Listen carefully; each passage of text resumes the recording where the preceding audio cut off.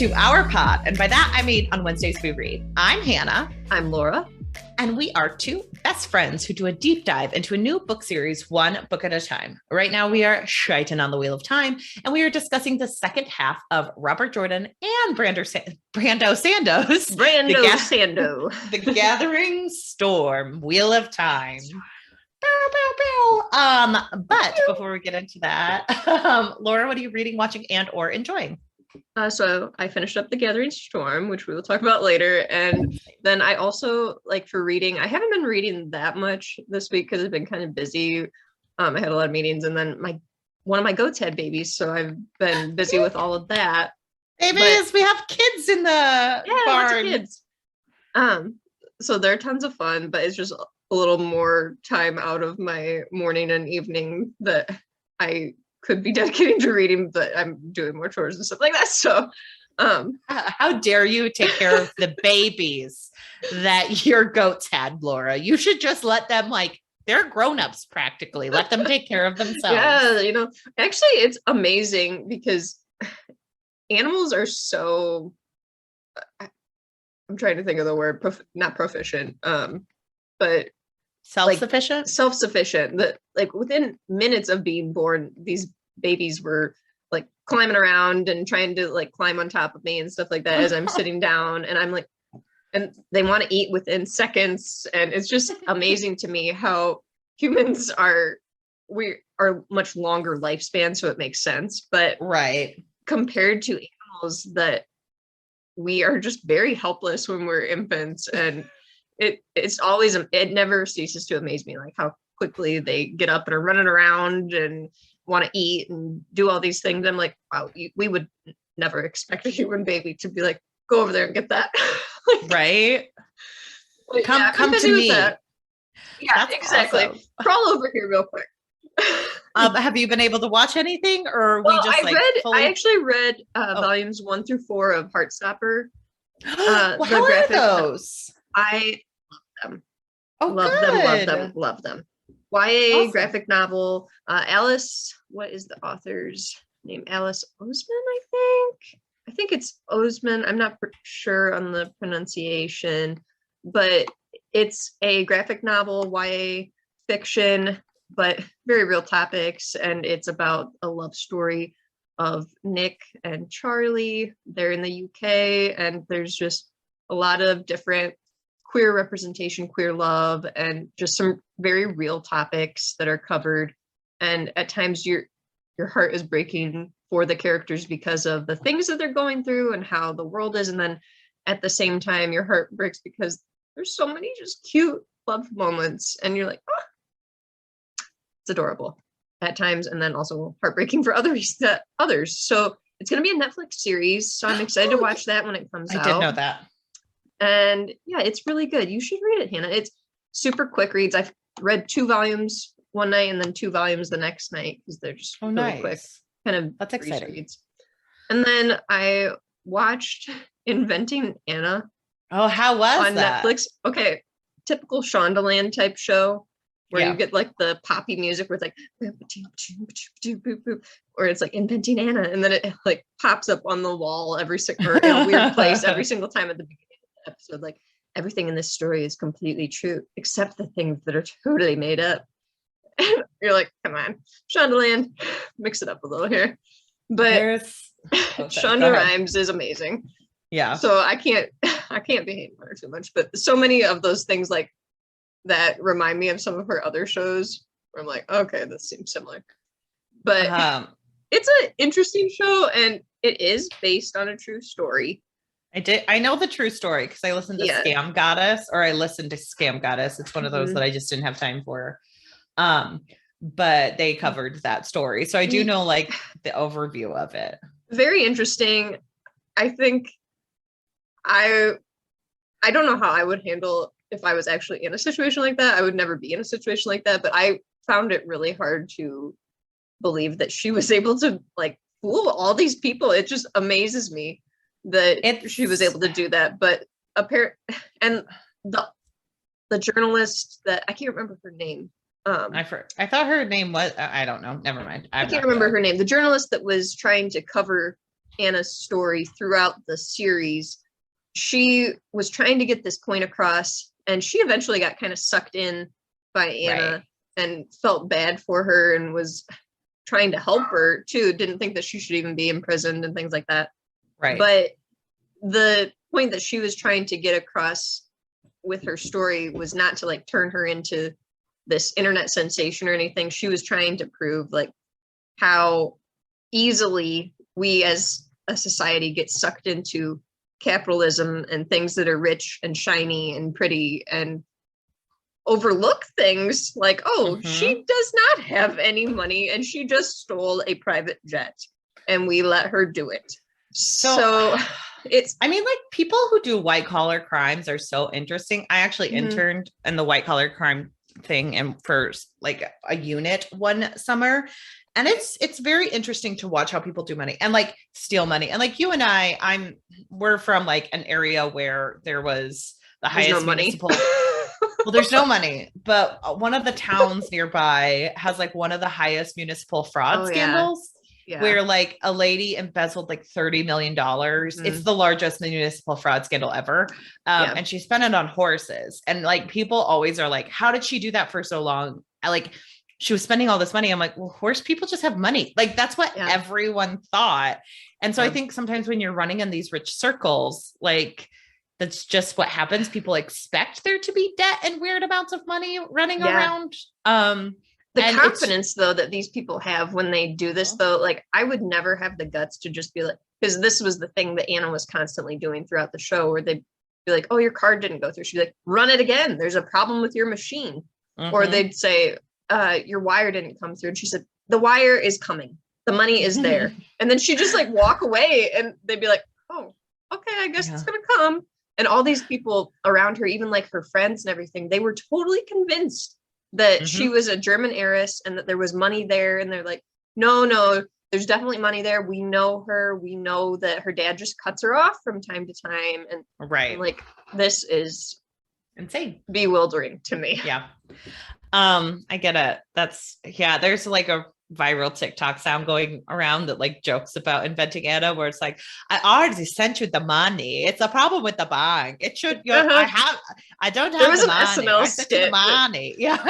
Did you see the SNL skit? No. That was very good too, because Chloe on SNL played the version. They did their own take, and I think it was like inventing Chloe or something like that. But she would just go around SNL and she'd be like, she went up to Michael Shea and she was like, Lauren says that I am covering Weekend Update from now on. And most people would kind of like argue with her, but Shea was just like, all right, bet. And he just walked off. Like, I'm not even going to fight you. I'm ready to be out of here. Okay. So if I don't have to work, I'm happy. Yeah. It's like, all right, go ahead and cover Weekend Update.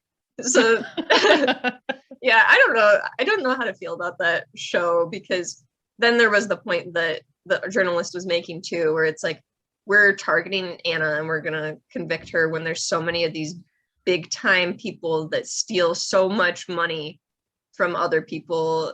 And it's like, I guess she also stole a lot of money. I think sometimes people are like trying to make a point when it's like, this is just a really weird scam. Like that's the thing about like Scam Goddess, where like she covers things and she's like, I'm not covering murder. I'm covering people who just stole money from other people. And isn't that a weird little slice of life that this happens for?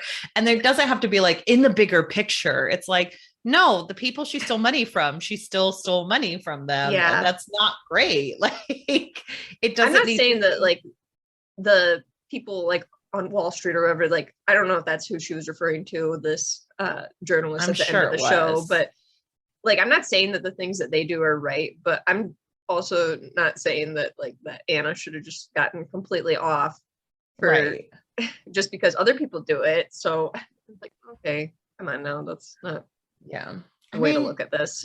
Honestly, she was only charged with stealing like $275,000. People have stolen a lot more. Yeah. Like, that's not that much. Okay. Well, in the grand scheme of things, it's not, but like I'm saying based on like other frauds I've heard of, like usually people also like I've heard like typically it's very funny because like in the fraud we were discussing, she spent it on horses. So like that place and that's easy to move money around too, because then you're buying and selling more and right. But also like the town got most of the money back because they were able to sell off the horses and all the stuff. Like she owned things.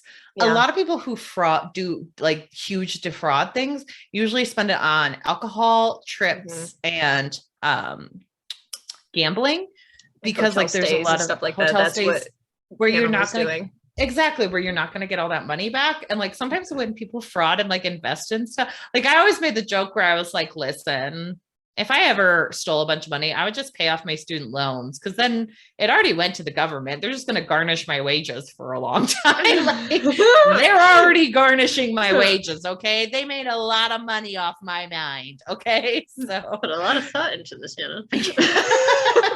I told you I interned for a summer. You're not going to think about like, well, what would I would have done if I stole all that money? Is that a gold medallion in the background? I'm not smart enough to defraud anyone. I don't have that, except one of my precepts I do live by is walk with confidence and people will follow. So maybe I could defraud people. The wire's coming.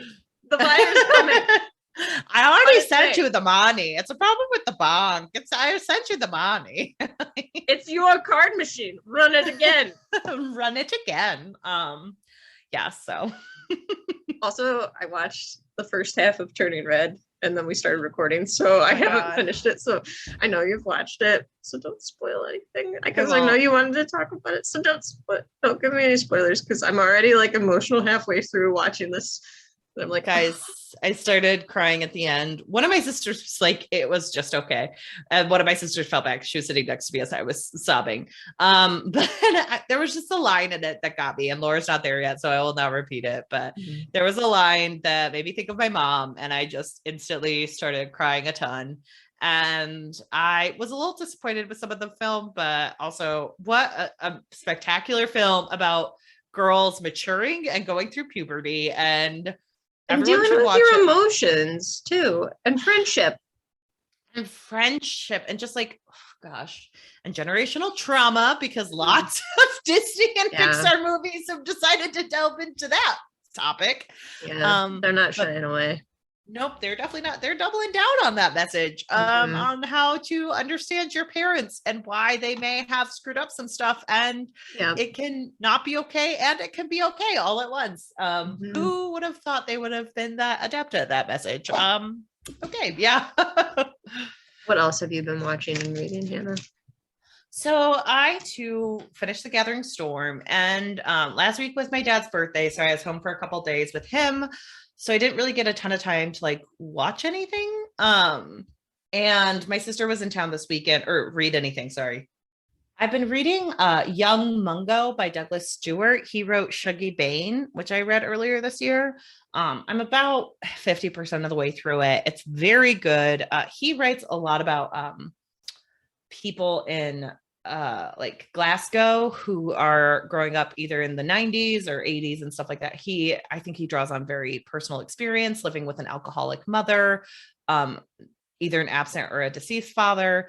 He always writes from the perspective of a young queer boy. He has older siblings. There's a lot of homophobia. There's a lot of internalized hatred. There's a lot of like loving a person who is toxic, as in the mother who has alcohol issues. And I would say that I like this book a lot. I do think that there is a critique that men get to write the same book over and over again, and all of them are these stunning work of fiction. He changes a lot. I'm not saying, but he does retread over similar ground, I would say.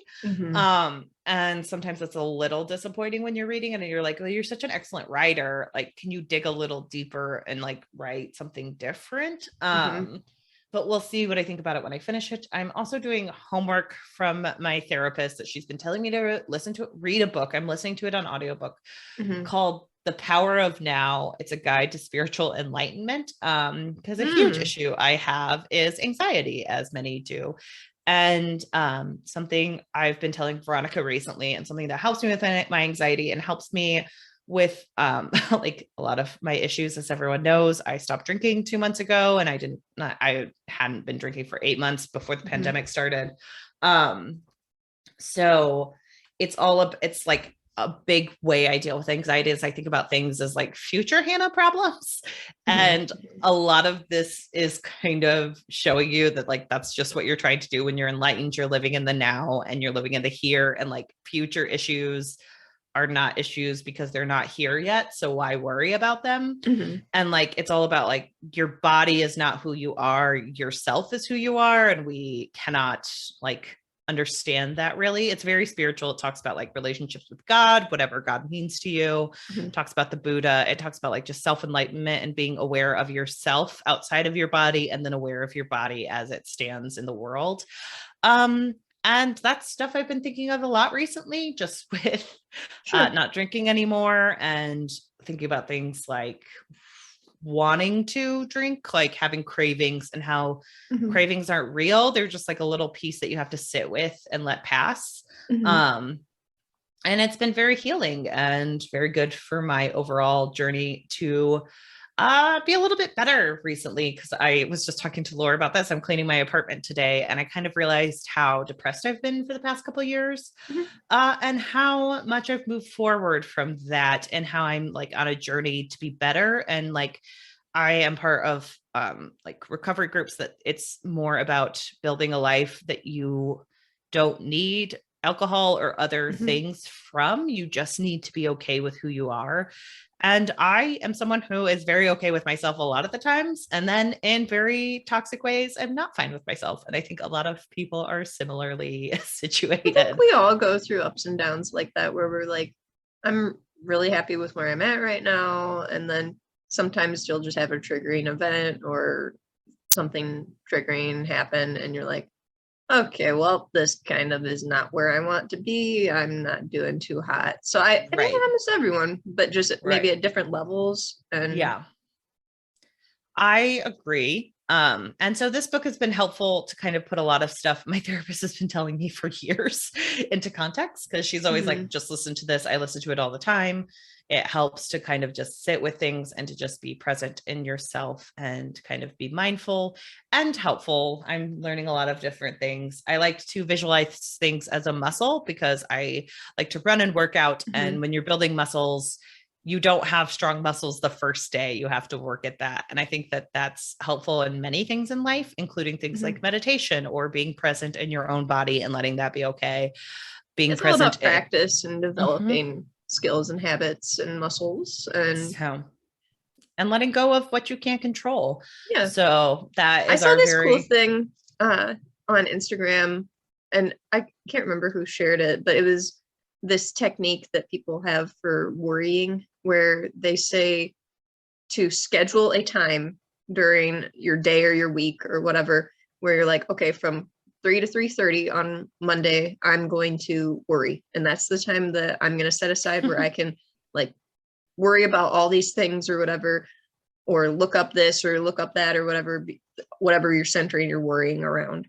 But you can't do it any other time but that scheduled time. Right. And I was like, you know what, that is kind of a great way to look at it, because then by the time that comes around, and a lot of people were saying this in the comments of the post too, that by the time that 3:30 rolled around, they're like, I don't feel like doing it anymore.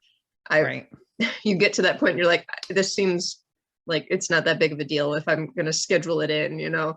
And it was kind of like a way to not necessarily push it off, but to make you think more about what you're worrying about. And I thought that was like a really good technique, actually. I really like that. That's why I use the future Hannah stuff, because like that's what it reminded me of. Yeah, because I always put things in context of present Hannah has today. That's all she has. And that's a finite amount of time. Today, I want to clean part of my house, not even the whole thing, because cleaning the whole thing, you're going to get overwhelmed and run down. But like present Hannah has today, and that's good enough. And what she can do with today is perfectly fine. Future I also think Hannah, there's a thing with like giving yourself grace too, and knowing like, okay, I don't have the capability to deal with these problems today. So I'm just going to worry about what I can control and then let the future person deal with it. So, and also it's just like one of those things where it's like, pick up what is helpful for you. Cause I know like my sister has things where like she likes certain types of help and I like certain types of help, you know, and we're very different people, and that's okay. And I think it's like, pick up what's useful to you. And that doesn't mean leave whatever challenges you, because sometimes you do need to be challenged. But if something is like a toxic challenge for you, then let it go. You don't need to do stuff the way I do stuff. So, but it lets me know that I don't have control over everything. And my therapist always tells me, like, control is not real. We don't have control over anything, and that is okay. But also, if you're going to control anything, you can only control your own actions and your own reactions. And I actually saw a TikTok recently about boundary building. And people kind of mistake boundaries, because they're not willing to deal with the consequences of a boundary. And you do have to be willing to deal with the consequences of a boundary, and whatever that comes with. And there's boundary setting should be about you, not about the other person. So it's like, the boundary isn't don't talk to me like that. The boundary is I don't have conversations with people who talk to me like that. And so I'm going to remove myself, like, and you can do whatever you want, but I don't have conversations with people who talk to me like that. Do you follow Elise Myers? She's the 100 tacos person. She's amazing. She is amazing. But she recently put up a video about how somebody was rude to her at one of her jobs and demanded that she run a card for a transaction. And she just put the card down and slid it back across the table to them and said, I do not accept this. And she walked off and got the manager to deal with the situation because they were being extremely rude and awful or whatever. And she went further to say that she applies that to many different aspects of her life, where she does not accept certain things to either bring her down or change the way that makes her life happy. And I was like, that's a really good mindset. And she also had one recently, like, no one is mad at you. And if they're mad at you and they're not addressing with you, that's not your problem, because it is up to them to either address it with you or get over it. And that's also a theory I have where, like, some people will be like, well, were you mad about this? And I'm like, if I'm mad about it, I have to address it with you, or I have to accept the fact that it's obviously not a big enough deal for me to bring up. And that's a really healthy mindset as well, because it teaches you, like, I can't be bitter towards a person for weeks about something I didn't bring up, because, and you have to accept, like, if you bring up something, you may not get the reaction you want. This is Laura and Hannah's mental health corner. We are experts. Not at all.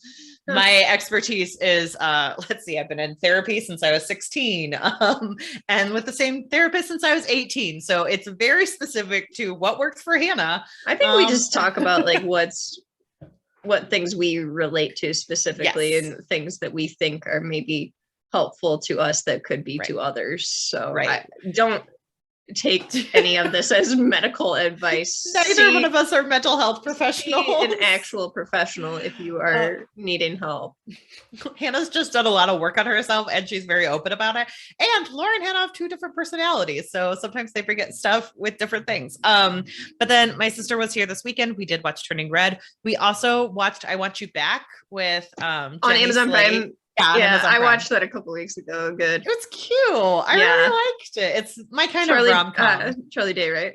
Yeah. Is that in it? Yes, they're very funny. I'm really into, like, this, like, the specific brand of humor that is, like, early 2000s and right now humor. That's like throwaway comments where people are like, well, you probably shouldn't have said that. That's weird. I like when people address stuff.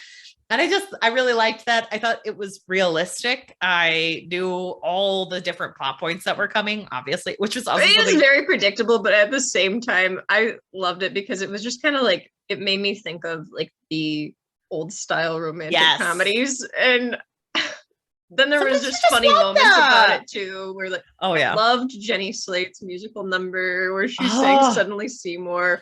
Love that so much. Oh, I love that so much. And then the other thing I always, like, I've talked to a few people about this movie, and the other thing that I thought was hilarious was, like, when they were coming up with their plan of how they were going to win back their exes, she planned to steal away, to seduce his significant other away. And he said, oh, I could do that too. And she was like, no, you can't. Have you seen Noah?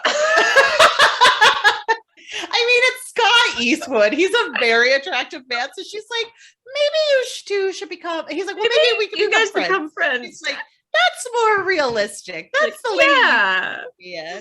And he's like, why can you do it and I can't? She's like, I just know me, and Yeah.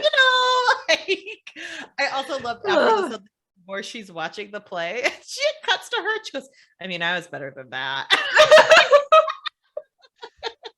I also liked her relationship with that kid in the play. I don't remember his name, and I thought it was kind of cool how they portrayed her growth throughout that, where she kind of discovered what she wanted to do as a career through that experience. And I was like, that's a neat way to look at this, versus where it's like so many of these situations where it's like, I'm a journalist and I have learned that I want to write an article about the person that I love. And it's like, wow, why are there so many journalists? I know, but rom-com jobs. Yeah, but it was kind of nice that it was like she was. You don't see a lot of representation of like people working jobs that they don't like, and then actually like in their 20s or 30s, like figuring out what they want to do and then going after it. So I thought that was cool. I liked that. I really liked their relationship. I thought they were super cute. I also loved but that does bring me, you were talking about her relationship with the kid. It was a very funny moment with my sister and I this weekend, because she was talking about like how she always knows who murdered someone in a play. Because we were talking about, we went to see a play. I was like, oh, I wondered if this was the murderer all along. It's a play within a play. It's the play that goes wrong. And she was like, oh, this is like one of the only times I wasn't worried. And then she was like, I can always guess. And she's like, I hope that doesn't say anything about me mentally. And I go, it literally doesn't. You just know story structure. There are so many people who like read murder mysteries or like watch procedurals, and they're always like, I always know the murderer. I must be like some like messed up in the head. And I'm like, no, you're not. You just understand what story structure looks like. If you watch a certain number of episodes of Law and Order, you know how it goes down, and you're like, well, that was the second person introduced, so they're definitely the killer. Or like, oh, that's a famous person. I recognize him from other TV. Yeah. So he does have acting chops. So this person isn't going to be in here just for a 2-minute thing. They're definitely going to be here longer. They're integral to the plot. So I was just like, no, you just understand story structure. So when we were watching I Want You Back, I was like, I wonder what's gonna happen. Will they or won't they? Because I also understand story structure. I specifically remember like once in high school, I was going with my best friend to a movie, He's Just Not That Into You. Spoilers for He's Just Not That Into You. But the Bradley Cooper character, she was like, I was like, oh, his wife is going to be the black haired girl, because we haven't seen either of their spouse on screen. So it only makes sense that they're together. And my best friend was like, how do you always know that? And then she was like, well, who do you think he ends up with? And I'm like, well, he kind of seems like a toxic person. And the two women seem like they need growth. So it feels like no one. And she was like, oh my gosh, Hannah, you always guessed. And I'm like, again, it's just story structure. I remember that you used to love that movie. I love that because movie you were the one that told me to watch that. that. And I was like, guys, you were the person that introduced me to that movie. The way I made Justin Long my personality from that movie, where I was like, I'm just tell it like it is. He's just not that into you. In college, I very much thought that, except with my closest friends, who I was definitely lying to sometimes. But not you. But I don't know how to take this. But no, I definitely was in college like the person who's like, I'm tell it like it is. And it's like, no, you weren't. You were just 20 and kind of an asshole.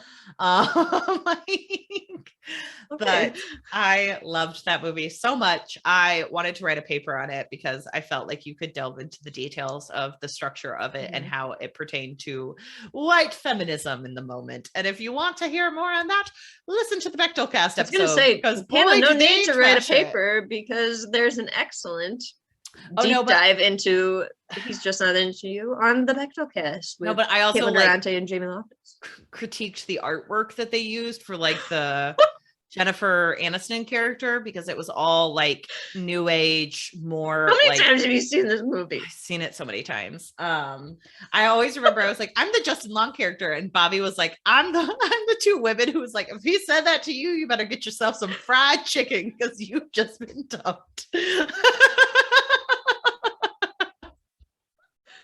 Oh my. Well, I've seen that movie a lot of times. It was one of Hannah's favorite movies for a long time. Funny how like certain rom-coms just like stick with people. That one, he's just not that he's just not that into you. 10 Things I Hate About You. I liked a lot of like the meaner rom-com. I didn't really like 10 Things I Hate About You. What? I just didn't. It's so sad. I didn't. It's the Taming of the Shrew. Yeah, I know, because that's how my English teacher in high school taught us Shakespeare. She was like, "This is like Taming of the Shrew. So I'm just gonna put this in." Bloop. And okay, well, that's a little inappropriate to watch during class. Well, I mean, I guess it was actually based on Shakespeare, whereas CMT music videos were not. So I guess it's more English teaching than. And you can tell how good I am at English based on my excellent grammar of the previous sentence. Yeah, my English teachers in high school were not good until our senior year. And then at that point, she was just like, what do I do with all of this? Because we had not been taught anything for 3 years. It was a mess. I felt so bad for her. And she tried really hard our senior year. And it just, a lot of the kids didn't care at that point. And yeah.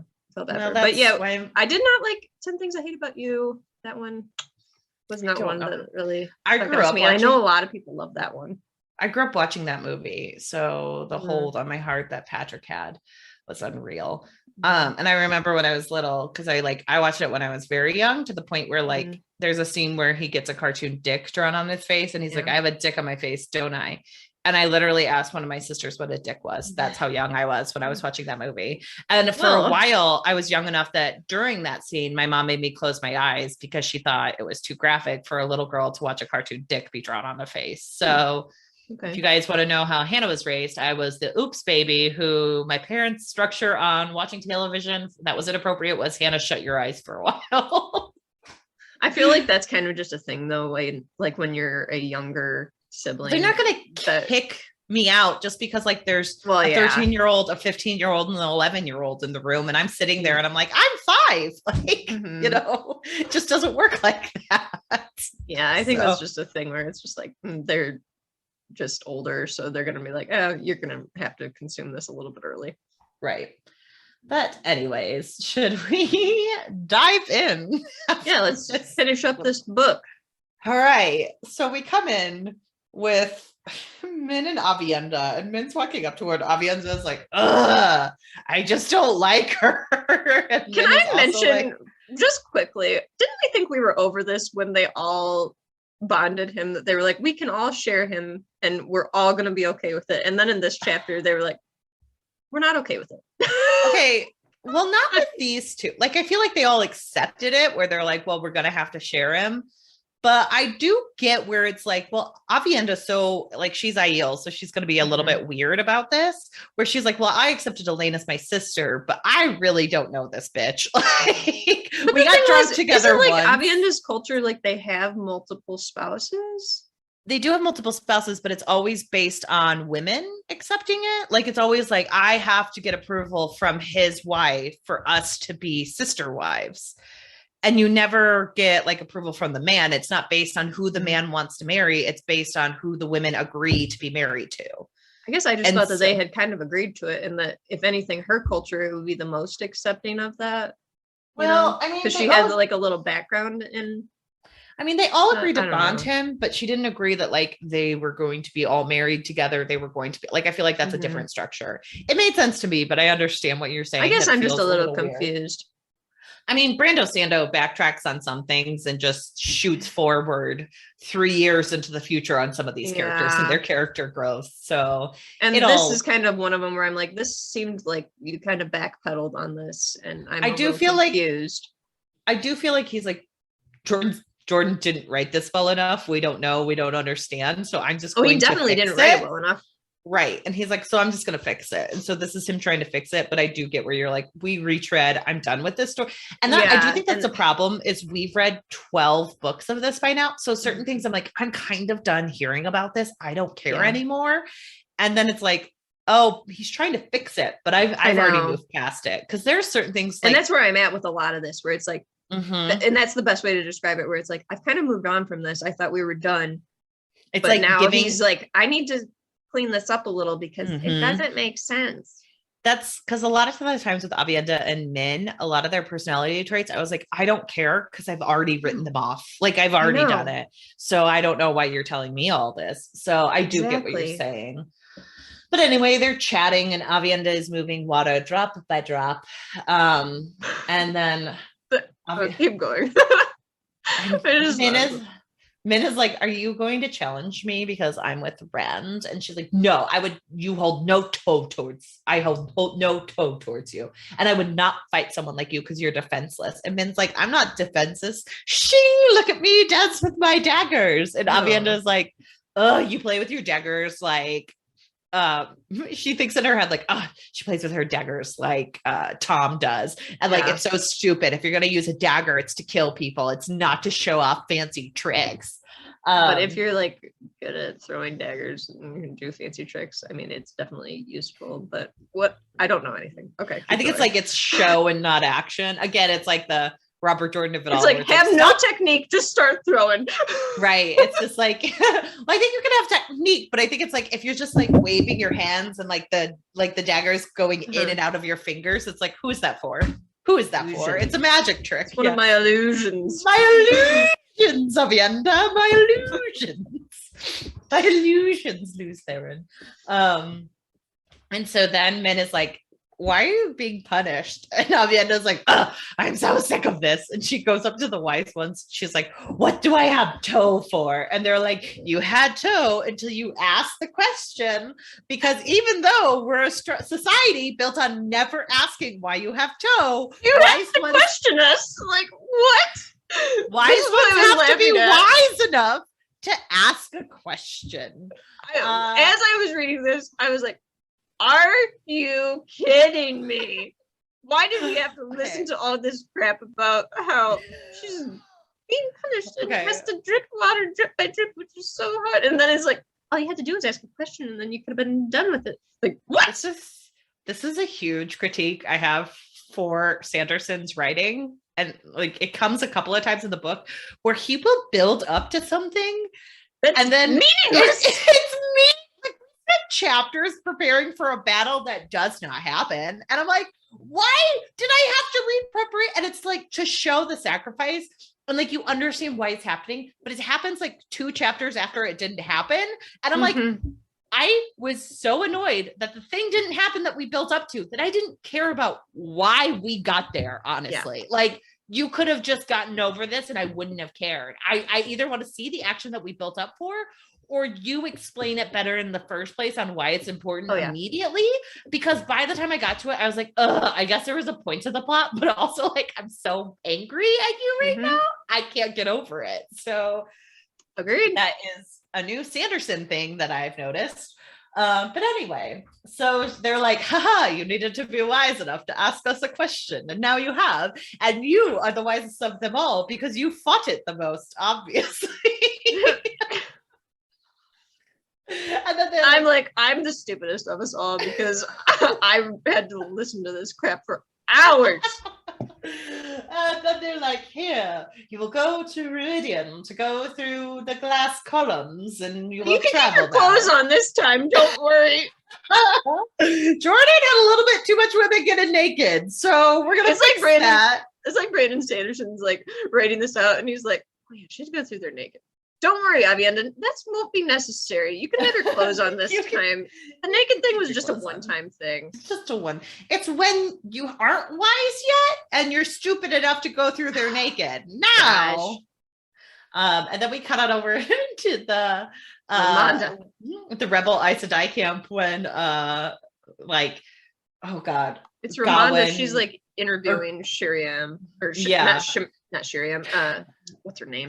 Shamaran.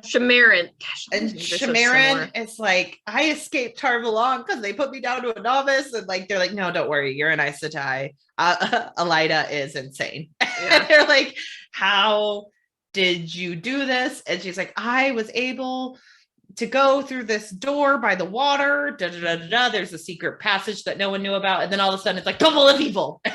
I hate these bubbles of evil. I feel like Brando Sando was like, hey, you know what Jordan hasn't used very much? bubbles of evil. These bubbles of evil seem very convenient, and I could use them randomly whenever I need to. I will. Okay. I'm going to remind everyone that Laura and I do think the plot of this book is much better, and he does lead up to the bubbles of evil a little bit better than Jordan Sanderson, who would just randomly be like, bubble of evil! And then you were like, Robert Jordan, what am I reading about? Yeah, Robert Jordan, sorry. I will say definitely Brandon Sanderson is a superior writer and should have been writing these books all along. We should have just handed over some notes, totally skipped over the Robert Jordan part, and just made it Wheel of Time by Brandon Sanderson. We should have let him do this from the beginning. I will die on that hill.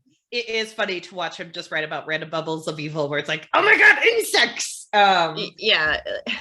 Well, and then they have to burn the tent down to destroy all the insects. Like, come on. And then they're like, go tell people about it. And Ramonda ponders if it might even be worth accepting Elida's conditions if it could reunite the tower. Dun, dun, dun. And then Matt descends upon a town in the most, again, things lead nowhere on this book. Whereas Brando Sando was like, Matt hasn't done anything for a while. Zombies? Just... I understand if it's like going to come back. I get it. But also, this is some things that I have an issue with high fantasy for. Laura doesn't read very much high fantasy. I don't. Yeah, I do not understand when people create something and then it's like, don't worry, in 3 books, we'll get back to it. I'm like, listen, this is a 14-book series. I'm not going to remember the zombies in a couple of books. They're not actually zombies. I will tell you what they are in a minute. Yeah. But it does feel weird to have these like little jaunts off into the middle of nowhere that go unresolved. Because like, you can have another zombie town. Fix this one. Don't make us wait because I'm not going to care in 3 books or 2 books. I'm not going to lie to you, but that's neither here nor there. But Matt is worried about going after Moraine and he has a debt to settle with the Eilfin. He and Tom are talking about old times. They arrive at a town and they're like, you can stay here for about 3 hours, but you must leave before nightfall. Jolene does not they don't believe them. They're like, oh, whatever. And they're like, this is ridiculous. Tom's like rereading his letter from Moraine, like, I can't believe she loves me. There's got to be some secret message in here. Like, shut up. Very and they're like, the town doesn't really have much food. We can't spare any. And Matt is like, and Talmanis is very worried about his boyfriend, which I'm going to defend because Veronica texted me and she's listening to this book too. And she's like, I can't get out of my head that Matt and Talmanis are actually the ones in love with each other. I mean, it's easier to believe. So it is easier to believe. But then they like start gambling and Matt's losing and Talmanis is like, I thought you were lucky, my love. And Matt is like, sometimes it's luckier to lose. And they keep gambling and gambling and gambling until like greed takes over. And the mayor is trying to get them to leave. And Matt is scared, but like one of the guys is like, hey, you have to use my dice for the last roll because I think you're cheating, because he starts winning and he ends up winning and they go out to load the cart, but the sun goes down and suddenly there is screaming in the streets. It's like, anyway, Matt and the others are attacked by the town folk who seem like crazy, and they are able to like go after, get Jolene and the Aes Sedai who are under attack, and they're like trying to like throw fireballs at people. And Jolene is like, we should stay, but Matt is like, no, the attacks will just keep coming and you're just going to keep murdering people. But then they steal the servant girls away with them to tie them up to figure out what the hell is going on. And then like they keep killing people. There's blood everywhere. They're pretty much zombies, but they're like just going crazy. Or they're, I guess you could also say like vampires where they're trying to murder. I think vampires is probably more accurate, but that's fair. But I kind of saw it as zombies. Whatever, pick your poison of horror film. Sure. And then as dawn breaks, the serving girls they took with them have vanished. And Matt is like, we need to go back and see what's happened. And they notice that there's no blood in the streets, even though there was tons. And then Barldon comes and he tells them what happens. He says that it started a couple months before, where they wake up in bed each day, but they have no idea how they got there. Yep. They realize every time the sun goes down, they have no memory of what happens afterwards. And then people who show up in the town would just start becoming part of this waking nightmare where they're all there the next day. They know something happened, but like they can't die, they can't do anything, and people are like getting drunk at the end of the night just so they don't have to remember the fact that they can't. Well, because they just wake up and they see the like things that happened, and they're just like, "Oh, how did this happen?" Okay. Right. And like they can't have like fire there, or else like things will be burned down, and it's a hellscape. And Matt's like, well, I hope to figure out what's happening to you guys, but I gotta go, so bye. And they're like, oh, before you leave, we had this picture of you with your face on it. And he's like, oh no. And it has him and Perrin's face on it. And he's like, we need to go see this person who has my face, and she's asking after me. Yeah. And then we cut on over to Rand, who's going to Bandar Eben, and he's searching for the king there. The king is missing. He is going over the list. But don't forget that he's also like, okay, these are all the women who died for me. Moraine. Number 2, this person. Number 3, this person. Semirog and Elsa. And like, so Brando Sando does get rid of this whole, like, I'm listening to women because like, but he also gives it legs that it didn't necessarily had, because we've talked so far that it's like, it's mostly about Rand's own toxic masculinity, that he's like, killing women is different than killing men. Right. And then Brando Sando in this book is like, and we'll talk about this more with the character episodes, but he's like, no, it's not about this. It's about Rand's descension into insanity about how killing people doesn't matter anymore. And it's like, well, that's a much more serious topic that we did not talk about. Like, it like, yeah, that's a better reason, but we've been reading for books and books and books how it's not about that. It was not that at all. So to change it in the 12th book is weird. Yeah, it's a pretty serious course shift, but okay. I know. And they're like, please beg for Katsuyane's forgiveness. And he's like, no, she is out of here. I do not like her, and I do not want her around here. And he says that he's sending Dobrain to Tyr. He comes to the conclusion that Dobrain is a good man, but his lack of complaints and willingness to follow orders is helpful for him. And then he sits himself on a carved chair. He's just kind of ruling everything. Min is acting a little bit weird now that he almost killed her. And he's asking people. I wonder why. Except also, this is like where the emotional link is like convenient, because like Min is actually just concerned for him, and Rand can't feel a lick of concern. He can feel that she's just afraid he's going to murder her. And it's like, that's not what's going on here at all. You can feel her emotions. Why can you not understand them? Oh, exactly. And then he's like, we need to feed people. We need to figure out how to feed people. Then we cut on over to fuckboy Gawain. And he's like, I just want Queen to be out. I just want her out. And she was set up by the Hall. She's so easy to manipulate. She's not capable at all. I hate this character. He's so bad. He's like, everybody come sign my petition. We need to get a Queen out of there. Shut up. And then he's also like, he's also just super frustrated because he's like, they're talking to her somehow and she says she doesn't want to be saved, but she definitely wants to be saved, because I could know that the words coming out of her mouth are stay away, and I still don't believe her. She's just too dumb to understand the difference. To which I'm like, how are they a couple? I know. And then like, there are people who are manipulating him because he knows that they know like how much he wants Egwene. And so they're like, hey, tell Elaine to do this for me. And he's like, I guess I have to do it because I need their support to go get Egwene, even though she's literally asking to like not see him. One of my favorite parts of this book too is when they finally meet up and he's like, don't you love me? And she's like, I love you, but there are more important things right now. Yeah. Yes, there are. Queen Egwene. And over, he like goes out to ride. He meets with Gareth Bryn. They discuss how his meeting went and Bryn's reasons for joining the rebels army.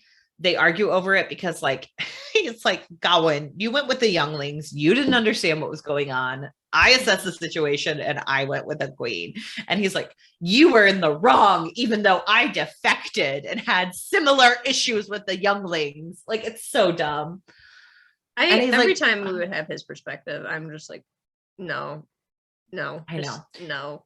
And then Bryn is like, hey, listen, you were raised for duty. So, like, where do your loyalties lie? And what is your duty? Because isn't it to Elaine? And he's like, once the queen is safe, I'll return to her. And it's like, no, you won't. You're such a fucking liar. And he's like, what should I do? What is my duty to Elaine? So moving on. Katsuye is trying to figure out how to make Rand laugh. Well, no, this is like amazing. Like Katsuine is just hilarious because she's like, oh yeah, you can't see my face, so I'm going to wear a cloak where you can't, and I'm going to continue to be in your presence and help you. And then Rand like sees her running away and he's like, well, I didn't see her face. I told her she can't show her face to me. So she found that loophole real quick. Dang it. There's such a loophole here. I feel like Katsuye was the one character where I was like, Brandon Sanderson was handed on a platter a very interesting and dynamic character and made her. Let's make her a joke. Let's make her a joke and a nice little grandma who just wants to make sad boy laugh. Okay, cool. Katsuine backs into the room to deliver information. Oh God. And so Rand is just like figuring out what to do. Nynaeve soon rides up. And she's like, are you gonna go help Lan? And he's like, no. Because like, she's what about the fact that you guys are friends? Like, no. I also love this because she's like, well, Lan is in Saldea. Are you gonna go help him? And he's like, no, that's his choice. Whatever. And she's like, you two are friends. And it's like, were they? They haven't been friends. Them being for friends. So many always books. Just kind of like a sheep herder. Well, Lan was you're terrible at sword fight. Like for a while. Lan was like a mentor to him, but then Lan like back became in like the first few books. I mean, he became as boring as toast. Like he became, again, to bring it back to has Lan done anything interesting though since like book 4? No. But like Lan has been the first to be like, yeah, I never really gave a shit about that. Right. Doesn't matter, but I don't know. And she's like arguing with him and because she finds out that Rand locked like the person who's running the city in the dungeons because she won't tell him where the king is. And Nynaeve is like, I think that this is really bad. It's really stupid. And Rand is like, well, I need to focus on the last battle. And Nynaeve is like, that's a bad thing to do, to focus on the last battle. And Rand is like, you do not. And he is like forcing himself to be calm. And he's like, you just don't get this. I am headed into like a fight for the world. And you're worried about these small details. And I do not have time for this. I do not have time for you. Like he says something that's like extremely corny. I remember it being very corny. And I can't remember the exact line, but it's like something like, you don't understand. The entire world's fate rests on my shoulders. And it's like, oh. Nynaeve, the thing is I am Jesus.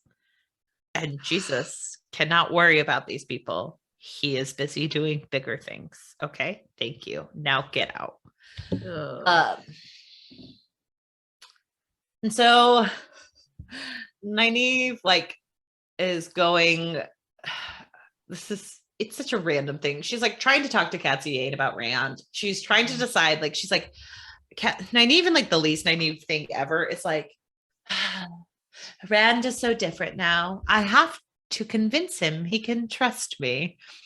What should I do? This was a weird chapter too, because there were many chapters that I thought were weird, but like so many chapters in this book where the characters were again reflecting on like, it's very different than what we were like growing up in Emmons Field. And I think this was one where Nynaeve like compared it back to that, like, he's not the same boy that he was in Emmons Field. I'm like, yeah, we know. Briggs agrees with us. Wake up. Wake up. Sorry, he's growling and crying in his sleep. No, you're fine. I wanted to show very cute.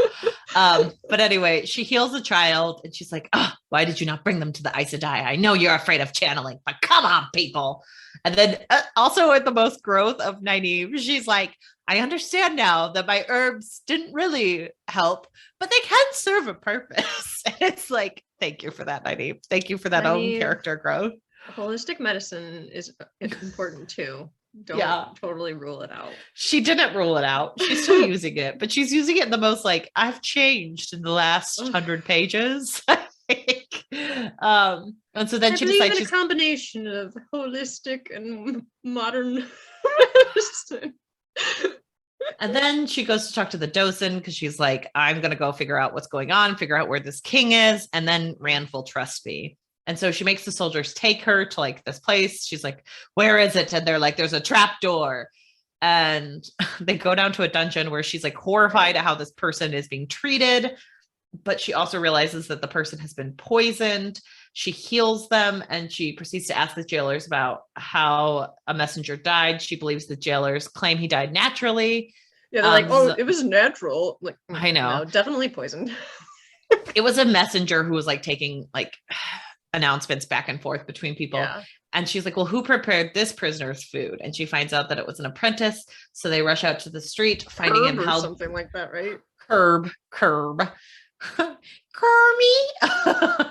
Little Miss Piggy voice. It's terrible.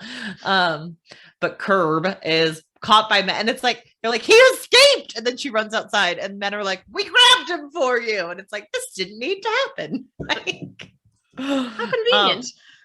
So she takes Curb on back to Rand, and Nynaeve is like, he's the one who's been doing this. He poisoned the messenger and he had poisoned the whatever the person's name was. Yeah, she also mentions or something like that. Right. And she's like, I also like found a block in him, and Rand suspects it's compulsion. And after questioning Curb, he confirms it. He tells Nynaeve how to remove it. And she finishes, and he goes blank. He demands he's like, where's Grendel? And Curb whispers Natron's barrow before he dies. Nynaeve is like, you let me kill him? Like, of course, Grendel's compulsion killed him anyway. I just made you be responsible for it. And like, she's like, why wouldn't you tell me? Like, thanks for the heads up that that's what I was doing. Okay. It's a scene in 30 Rock that always makes me laugh out loud, where Jack doesn't remember what gift he got, so we brought in a lip reader, and in the video he vomits, and the lip reader goes, why wouldn't you tell me? I was staring at your mouth. Every time it's funny to me. I don't know why I find that scene hysterical, but that is giving me like, why wouldn't you tell me vibes? So anyway, Rand, she is like unable to argue with him. He carries Min to their bedroom. I don't know. It's he like picks Min up. Why is he carrying her so much? He's done this a few times where he's like, because she's so sweet. Carries her. We are leaving. I'll carry you, my little baby girl. And then Matt goes to find out who's been showing his face around, and it's dun dun dun. It's Varen. I knew it was Varen. I knew it. Entered the town. I was like, oh, so Varen's here. Yeah. And totally. I know. And so he asks about like dragons, which are like fireworks, a type of fireworks, and like how to make them. It's like a staggering amount of requests. And he's like, well, I can't afford this, but hopefully Rand will be able to help. And then Ulver arrives, and he's like, someone's in the camp, and it's Varen again. Is this the chapter where Matt goes on like a weird like thought process of like, well, Ulver is unfortunately very ugly. And I was like, yeah, like suddenly he's just like, oh God, when Ulver grows up, what an uggo. I was like, are you kidding me? It's cute now because he's 10 and he's just obsessed with boobs. But boy, is that kid looking for a bad moment. I could not with that. Well, Veronica had a really weird premonition when she was reading that section and how ugly he was, because she was like, he's ugly and he likes boobs. Could this be Brigitte's love? Like, could offer no. And she's like, I hope not. And I'm like, me too. Oh my God, that would be really bad. I know. And then Matt is like, oh my God, Varen, do you know how to travel? And she's like, I do.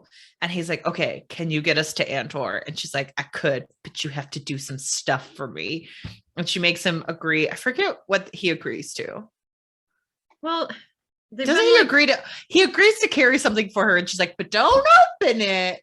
until this time. And he's like, ugh, fine. Well, because she like explains that she's like being drawn to them because of their Tabarin or whatever, and she goes on like this little rant about this and how she couldn't like leave a certain place or something like that. And she like, oh yeah, that's a funny little thing where she was like, I was at this hotel and every time I tried to leave, it wouldn't let me. So I had to stay here longer. And he's like, why aren't you drawn to Rand? And she's like, it's not, it's different with Rand. Like I can get away from him really easily. Like it's just you and Perrin. Well, and she was already with Rand. So she was like, well, I was already there. I already took care of it. But you and Perrin. That just doesn't make sense. Okay, but keep going. I know. And then Rand goes in to follow me. With Tuon. I know. And he thinks about his wound from Balsamon. Min isn't with him, and he believes that every time she looks at him, she sees him killing her. And it's like, dude, you can feel her feelings. Why would that be true? And then he seizes Sidene through the access key that like gives him to that giant man, where in previous, like, and at one point Nynaeve is like, God, I wish the other one hadn't melted. And it's like, yeah, remember when one of the most powerful things in the world was just taken away from women and Rand just gets to carry it on him like a coin purse? No problem. He sees Tuon and he's like, what's that on her face? Well, no, first of all, he's like, this looks like a young child. Wow, she's so young. It's a woman and she's my age. What's on her face? What? And then it like cuts on over to Tuon, and Tuon is like, the ashes for grief on her face had not been washed off. And you find out she's doing this because it's like she had to meet Rand at eye level, and if she were the Empress, she would have to be above him. Because the savior of the world does not merit the same respect of the Empress. No, it doesn't make sense. She has to be the Empress. She has to be control of the entire world, and he must bow before her, or she's like nothing. Bend the knee. And he's like, yeah, I will not be put in boxes, because Rand's new personality is everything is a box and people are trying to box me in, which he has been kidnapped. He has been in a box before. He has been in a box. He has been kidnapped. Literally. It's not great. Yeah. But it's very weird that all of a sudden he's like, nope, the world is a box and I'm in a box and you're in a box and we're in a box. We're all in danger. And she is like so upset. He realizes that Selucia is her bodyguard, and she's like, oh my God, how did you know? And he's like, well, we must make peace or we will not be able to fulfill the prophecies. And he's like, dissension are a distraction, so I'm willing to make peace, and like you can do whatever you want, but you can't take these certain places, you know. And she suggests he unites his land beneath the Sanchin banner to like unite the world, because that's what they believe. And he's like, no. And she and he keeps interrupting her. And again, the way these people do not understand diplomacy, where it's like, how dare he interrupt me even though he knows nothing about our lands? Like he was not like the way people in these books are always like, oh my God, how do you not know our ways? And it's like, even though no one told you about them. Even though this is brand new information for you, you should know better. And it's like, and they're although he was a sheep herder, like he was not well versed in all this stuff. And like also Tuon is the worst, who's like, I'm the best in the world, I'm gonna conquer everything. I don't like Tuon. I know. She realizes she's losing control of her conversation, so she's like, oh, Matt, and she disparages him. And both Rand and Nynaeve, it's like, also, I hated a section after this, but Nynaeve interrupts and she's like, Matt is a great person. He's very loyal, because she's like, I wronged him a couple of books ago, and I'm going to bring that up right now. And then later on in the book, she like brings it up that she did this, and she's like, she can't believe she did that in front of the daughters of the Nine Moon. And it's like, when has Nynaeve ever cared about a name of a person? I was going to say, when did Nynaeve, one, know about the daughter of the Nine Moons, two, care about her? No. Yeah, like a huge part of Nynaeve is like, I don't care about you, I'll punch you in the face because Nynaeve has a lot of like reminiscing about Emond's Field and the people that she's wronged in this book, and it's like, this doesn't again okay. It feels like Brando Sando did not like Nynaeve the way I don't like Nynaeve. but was like, I'm going to fix it. And to that, I say that frustrates me because I can understand not liking a character and keeping her as someone who may need some personal growth, but didn't need to have like a lobotomy. Like, but going in and just being like, we're going to change all of this and just make it a squeaky clean version of her to appease everyone. And it's like, no, you can't do that. Upsetting, and I don't like it. And so she like is shocked that they care about Matt. And then Rand tells her that she must call off the attacks and sign a treaty. She wants to obey because of the whole like ta'veren, but she's able to refuse. She's like, bow before me. And she like, it's like, he's so powerful. I can't allow him to be free because the Sunshine are just imperialists. He turns and leaves, and she proclaims herself the Empress. And then she says they must prepare to raid the White Tower so that they can get strong women. And then she plans to attack Rand. She's just like, we're going to go after him. Dragon Reborn, because and like both of them walk away from this like, I guess I have to shut down the Sunshine, even though all the prophecies tell me we can't fix things without them. And it's like, oh, well, I guess the Dragon Reborn is too powerful. Gotta murder him, even though the end of the world is coming. Because I would rather be the Empress of a broken world than nothing at all. Okay, awesome. It's just a power hungry thing. Like, I need to be in control, even though everything's a mess. And I know. I don't know what I'm doing. Well, and this is when we cut back to Varen, and she's like, here's how I got here. And I'll help you guys travel. No, I know. We can just skip over this. And then she's like, she says that the Forsaken have ordered him and Perrin killed, and he's in great danger. And that's like how she got the picture he passed around. He's like, how'd you get so many copies? And she's like, don't worry about it. Never mind. What was that? Someone's calling my name. Never mind. And she's like, here's a letter. And she's like, wait 30 days and then read the letter. And you can choose whether or not to follow. I know. It's, yeah. And so then we cut on over to someone with blood knives, and she's like being blessed before the raid. Yeah, and she tells them, the assembled nobles, that this will turn the Dragon Reborn against them, whereas before they were against him, and the two are very different. Yeah, so much fun. Rand goes to Grendel's fortress after seeing Tuon, and he just balefires it all to the ground and murders everyone in there. And why not? Well, and he sent like someone in before then to like try to broker peace. Well, yeah, he was like, let's make an alliance. And then it's like, never mind. It's not gonna work. And then he sends her in, and then he balefires everything. And because he used balefire, the person is no longer compulsed. Because remember, it changes people. That's the only thing that can, like, people cannot come back. I know. We also has like Min during this time also is like avoiding Rand, and she's like, I do this because I can't defend myself against his enemies, and it weighs on him, so I can't affect him. And he's like, oh, it's because she thinks I'll kill her. And it's like, you can feel her feelings. I know. And Min is like worried about how different Rand is. She wants him to laugh as well because everyone is obsessed with him laughing.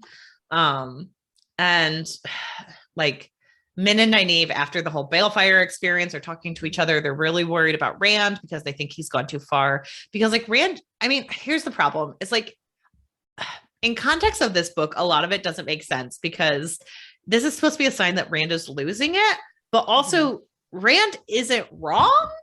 So I'm confused where Rand is like, listen, she compulsed that entire facility. I know this because like, I know how she works. There was no one who could have been saved. Right. And if it comes down to it, they would have been worse off had I not killed them. So I put them out of their misery. And this is a sign he's gone too far, instead of like, wow, isn't it sad that this man has to have all these deaths weighing on him? Similar to how he made Nynaeve have that death weigh on her. Like, he was like, there was no saving that kid. And it's like, okay, well, the issue was you didn't tell her that that was going to be the reaction. She was not given ability to, she wasn't prepared, and she wasn't able to consent to having that death weigh on her. the problem wasn't that he was going to die at the end of it, because he was already dead in a sense. It's that the responsibility now weighs on her. So I don't understand this section of the novel because narratively it does not make sense. Yeah, I agree with that completely. But anyway, so they are like, oh my God, he's gone too far. If he faces the dark one, like the world is going to end in a terrible thing. And it does make sense when later on in the book, just so guys know, there is a point where like, it's like, Rand, are you going to murder everyone to save the world? Because that's too far. You have to have a limit. And it feels like Rand is pushing on those limits. But it feels like this was supposed to be a huge sign where I was like, I don't think it's the sign they're saying it is. And it doesn't make sense that it leads where it leads. If it was more like he killed everyone and some of those people could have been not compulsed, totally. But it was a very weird direction. They wish Moraine was there, but she's not. So they decide that Catsiane is the next best thing. I guess we'll have to go with the next best thing, Catsiane. And what we've all thought for books. I know. And so Nynaeve like knocks on the door. They're like, go away. And she's like, Rand Balefired a fortress. And they're like, come in. And Sorley is like, oh my God, we felt the world warp, of course. And Nynaeve tells them the details. Sorley dismisses them, but Catsiane persuades them to let Nynaeve stay on condition that Nynaeve is obedient. And this is the first time like real Nynaeve has been poking. Well, one of the first times she's poking through where she's like, oh, I hate being obedient. And they're like, she might be the only one who might salvage this whole thing. And Amis says that Egwene has much honor. So they're like, we hope you're like her. Nynaeve agrees to be obedient in the plan. And Catsiane tells Nynaeve that they need to find Perrin, which again, doesn't feel like Nynaeve. Again, we can talk about this in character stuff. Sorry, guys, this is going on so long. But Nynaeve, like at the scene where she would usually use this as a bargaining chip, where she's like, if I'm the only one who can control Rand, and if you need me, I have a higher like thing on the table than you do. And usually people would be like, you insolent girl. And then she would be like scared and reactive towards that. But here it's just like, oh my God, I guess I have to be obedient because I'm scared. And that's that doesn't make sense. I don't know. So Suyan and Egwene talk in Tella on Riyadh. They try to convince her to flee captivity because she's like in a prison she can't even stand up in. And she's like, no. Recruit and stuff, right? Yeah. And she's like, no, I'm only going to go if I'm convicted of being a dark friend, but it doesn't look like that's going to happen. And they're like, Gawain is here. And they do that to like kind of try to convince her to leave. And again, Egwene is. It doesn't work because she's just like, oh, he is? Okay. And she's like, you need to, and Egwene like controls her face and she's like, you need to work on that because you spoke too late. Like you need to let it kind of wash over you. And she's like, oh, thank you, Suyan. I'll learn from that. Because again, like Egwene just turned into the HBIC and she's the only capable character in these books besides. Like, actually a very good Egwene book. It's such a good Egwene book. I was like, I'm glad she's my favorite character because right now she's doing great things. But I think she was is she the only one character too? Because he's definitely giving her some much needed justice. This is also like a lot of the characters, like I can't picture the men in this story being the men we saw in the TV show, but I can picture the TV show Egwene being this character. And it's like the only character where it's like, oh wow, there's some I think like that and Rand are the two characters where I'm like, oh, I can picture these two being this, but everyone else is a little hard for me right now. Rand in the TV show is just nothing so far, but like that's the problem is this Rand is like turning into like a ball of nothingness where they're like he has to get his personality back, and it's like, well, he never really had one, so I can picture that. So she uses Knee to direct her, and she takes her to a Tuatha on camp. And again, it's a Brando Sando moment of like, she remembers dancing with that one guy and Perrin watching them angrily. What does this chapter need? Some Emmonsfield reminiscing. Remember when we were in the first book?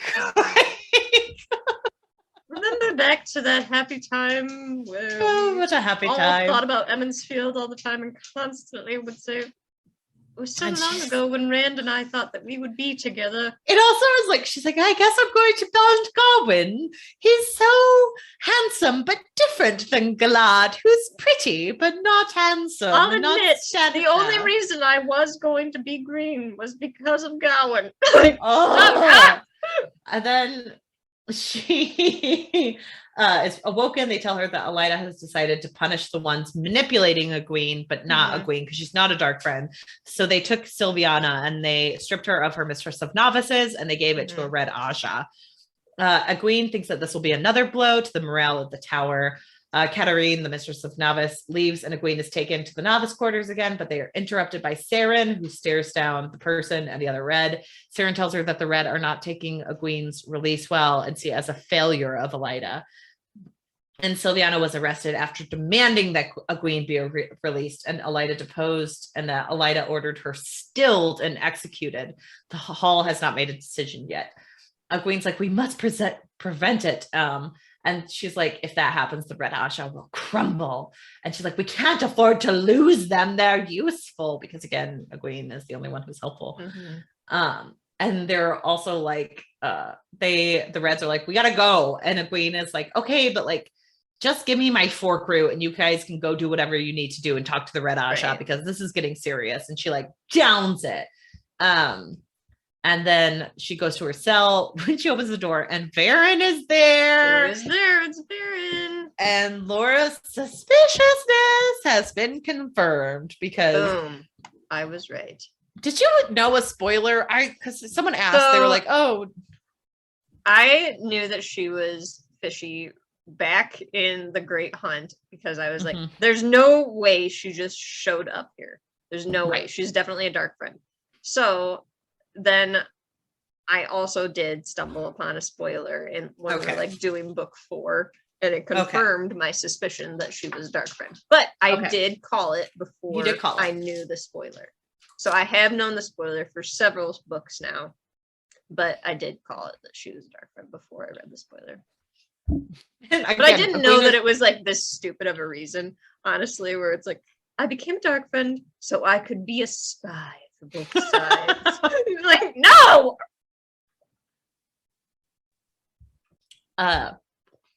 Sorry, I put in a lemon drop and that was a mistake, guys.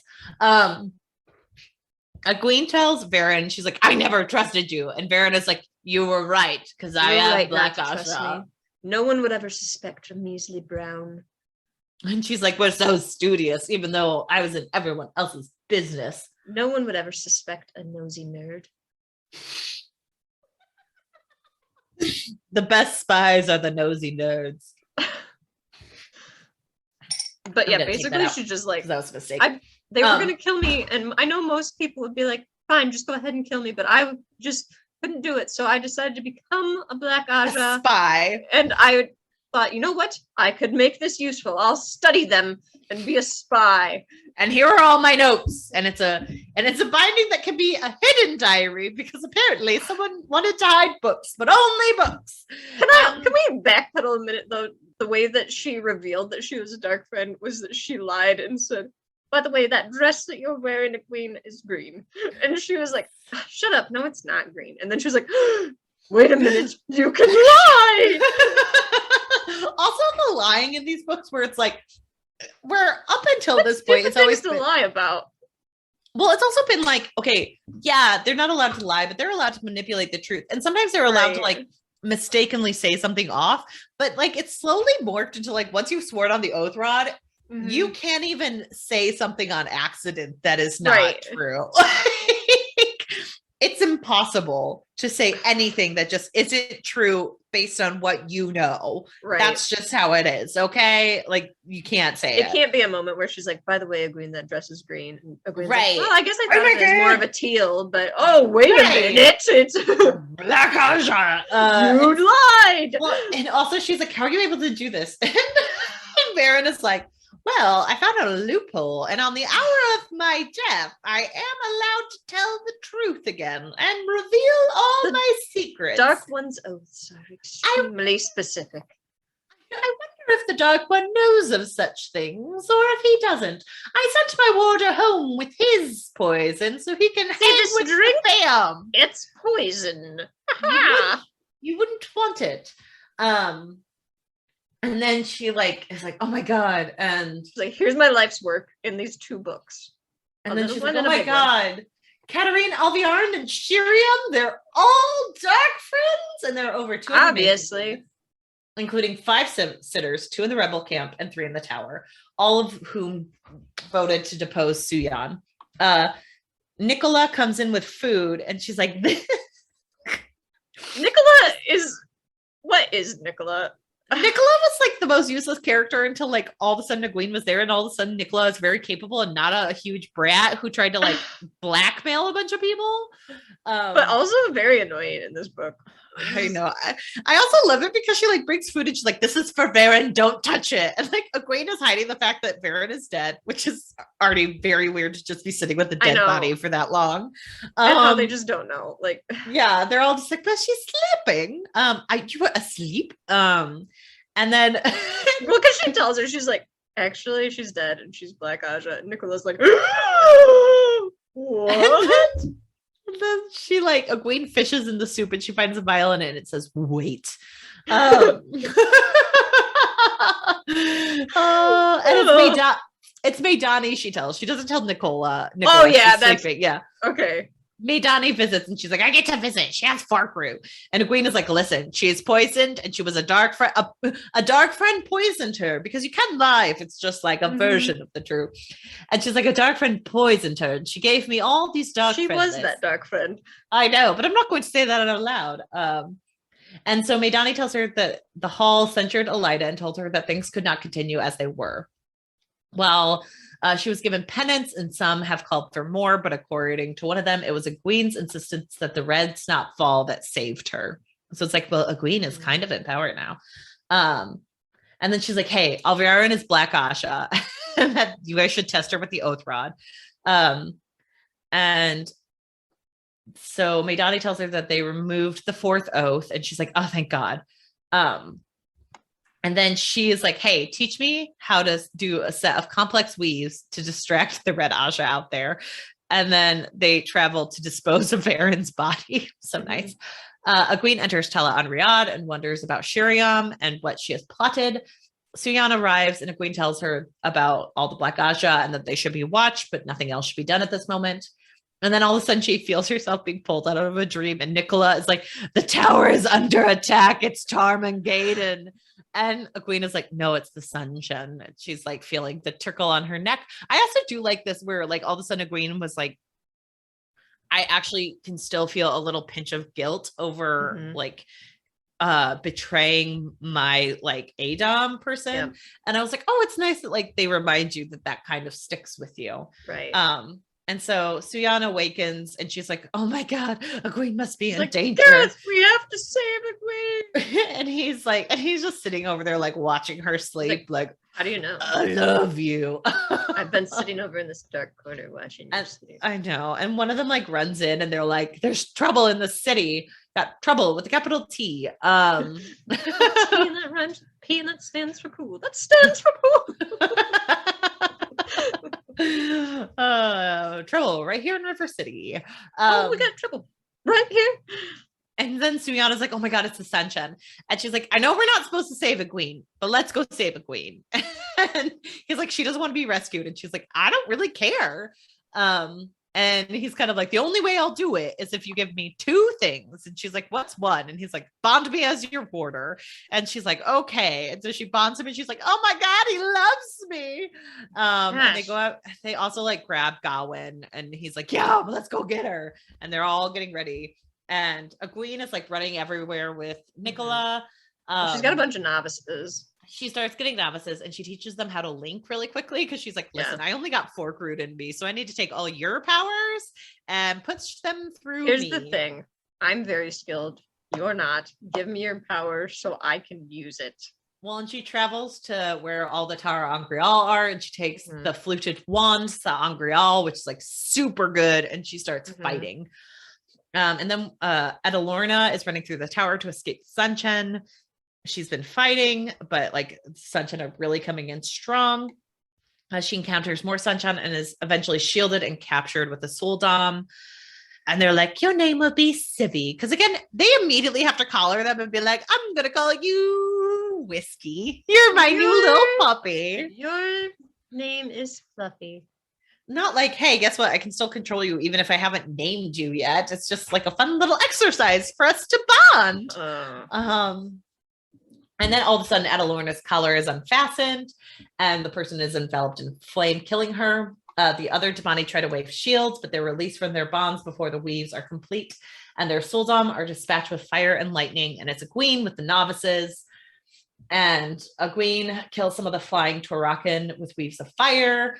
Like, it's just a whole lot of fighting. And Alorna catches up with Egwene and tries to take command, but she's like, get away, you idiot. And she indirectly acknowledges that Egwene is Amerlin. She weaves the gateway to take Adalorna to the storeroom to bring back more Angreal. And Adalorna realizes that Egwene could have run at any time, but didn't, to save these Aes Sedai. She just didn't want people to get murdered.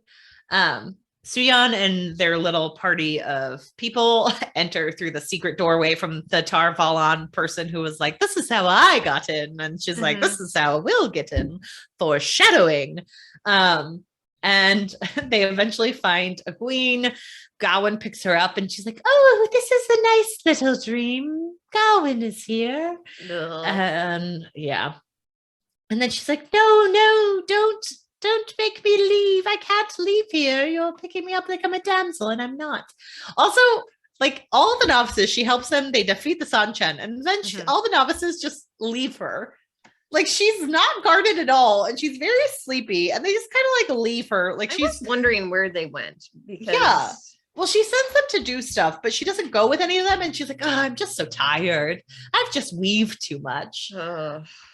And this is also where like Gareth Bryn is like, everyone make ourselves look like the Tower Guard. And so I was like, I hope they don't look at you too closely. It's very weird. And then like they end up like defeating the Sanchen, and Egwene is like super pissed that they took her.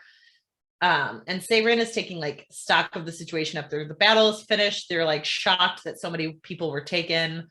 And then there is an accepted who's like, Elida's been taken. And then we figure out that Elida wakes up and she's being captured. She was captured. She is now a Suldam. What was it? Sufa. Yeah. And Elida's like screaming because she's like, I am the Amerlin Siege! Curse you! And then and Rand came back to Ara Daman and he realizes that all the food was spoiled because of like evilness. And he's like, oh God, there's no king and the food is spoiled. And he prepares to go to Shadow. Can't even have a snack. Come on. Ugh. And he's like, people are dead. This is so stupid. We come back to Egwene who's like, why did you guys rescue me? And Gawain is like, aren't you happy to see me? And she's like, oh, sweetie baby, no. I don't really care at the moment. We can't really have a relationship unless like you see me as Amerlin, and you really don't, do you? Because like at one point she's like, oh my God, I'm so happy to see you. And then he like makes kind of like an undercutting thing, and she's like, oh, you don't see me as powerful or anything, do you? You don't respect me. Cool. So this isn't gonna work like this because I am in control, and Suyan is actually in a lot of trouble, and you just don't get it. And he realizes she will attack the tower, and she tells him that she will do what she must.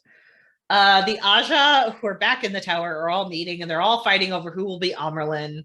And they all like agree that it's got to be Egwene, because she will be an Amerlin of strength when Elida was an Amerlin of chaos, pretty much.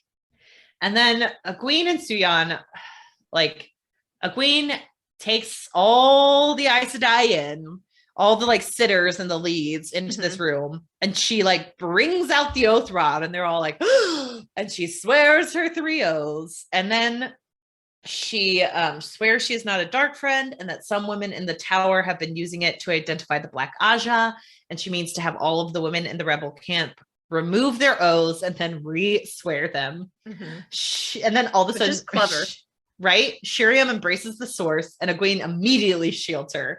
And she's like, I know you're Black Aja. And she's like, that's not why. Funny. I just wanted to do that real quick.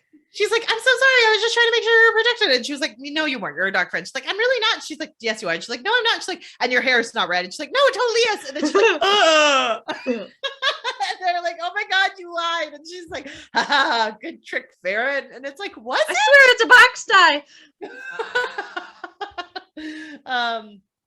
And everyone is like, dark friend. And so she's like, well, we're gonna have to kill her. And so then the Romanda agrees first to re-swear her oath. Leilani follows, the others prove themselves. And she's like, okay, well, we are going to go to war. And then we cut on over to Rand, who refuses to help Lan. He's angered by the Borderlands and their condition about a meeting with him. Nynaeve, okay, this is actually a very sad part where they go, they travel. Lan is like a distraction. Yeah, and he's like, I'm not going to go help him. And Nynaeve is like, great, so you're just going to let him die? And she hasn't been able to locate Perrin. And she is like a little bit more into Rand's good graces, but not really.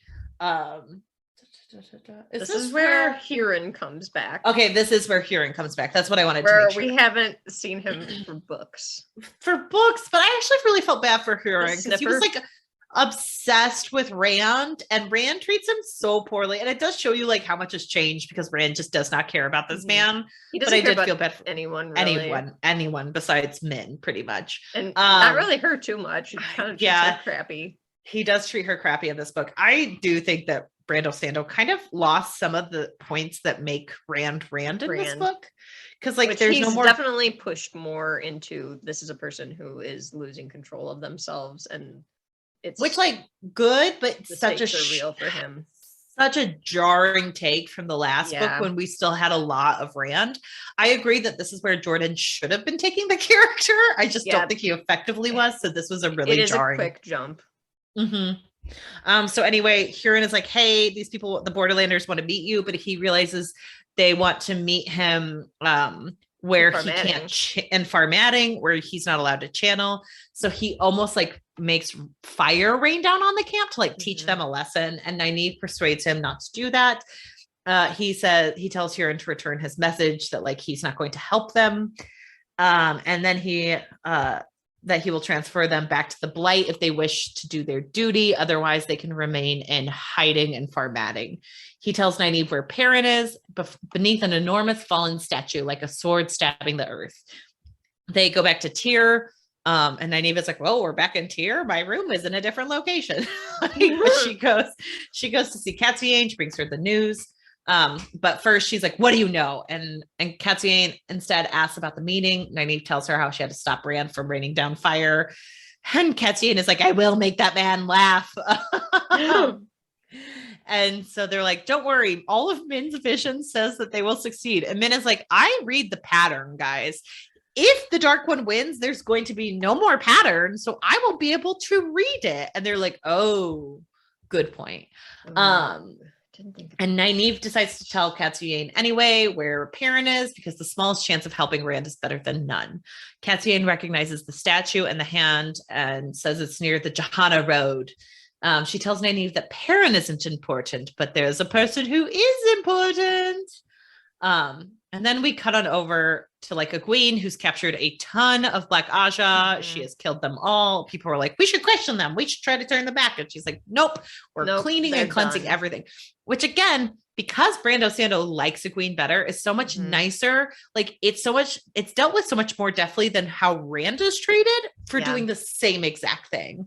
And I think that there's a little bit of like quote unquote honor that high fantasy always respects a lot more, but I'm still calling like very similar things, different flavors. Yeah. Agreed. So then they prepare for a battle.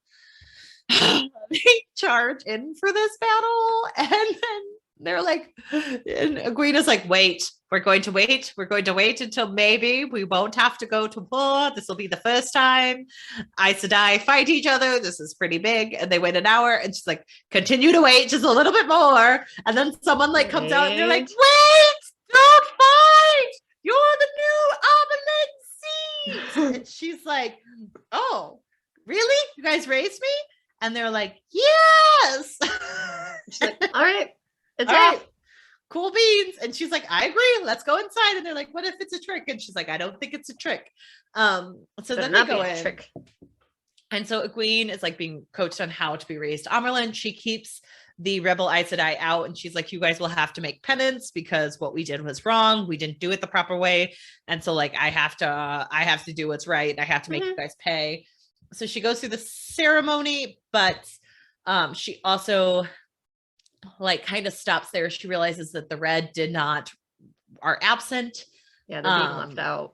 And certain people are also being left out. And so she's like, well, this isn't a perfect raising, but like, I'll have to take it because like I have been agreed to on both sides. So that's going to have to be good enough for now. She kind of shames them too. She does shame them for what they did. And she's like, you guys knew that Elida was a madwoman and you guys let it happen. You let her disband an Aja and you let her like, and you didn't remove her after her failure with Rand in the Black Tower. And when she refused to even compromise to reunite the tower, she looks at them all in the faces and she's like, you guys weren't willing to stand up for what is right. So she makes each side kind of do this. And then she brings in Sylviana, who was Red Aja, and she says that you will be the new keeper because she knows that by doing this, she will be bringing in the Reds. She will be showing that she intends to unite people, and she will be the most capable book character in this book series for a while now. She tells Sylviana that her previous keeper, Shiriam, was exposed as a Black Aja and that a new mistress of novices is needed, who will be able to deal with older women as novices because they're about to do that. After that, she addresses the rebels and tells them she means to see the tower mended, a sword reforged, and that some sitters and heads of the Aja will have to step down. When she was talking about this was like the moment where I realized that a lot of the TV series was pulled from Brando Sando's stuff. Yeah. Because she talks about how when a sword is broken, it must be reforged. It must be melted down. And I'm like, oh, this speech will be about how they melt down the rings to create new ones. And this is all about, so good job on them good job on the TV show. It made me respect the TV show a lot more. Doing their homework. Yeah. Whereas like, oh, they understand what's going to be coming and they really knew how to change it to make it better. Right. And then Rand is like walking around being, thinking about how he has the form of a human, but he's no longer a human. His old friends, he thinks Matt and Perrin and Loyal and Huron, even though he's just crappy to Huron.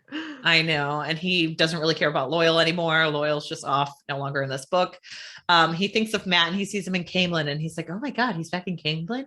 And then he's also like, why was Collindor so important in the prophecies? But it's not that important. It's like, because Robert Jordan forgot it was important. And then he's like, well, if the Borderlanders do not return to the Blight, they can be useful against the Sanchen. And Luz Theron says that it was their first failure was here in the stone.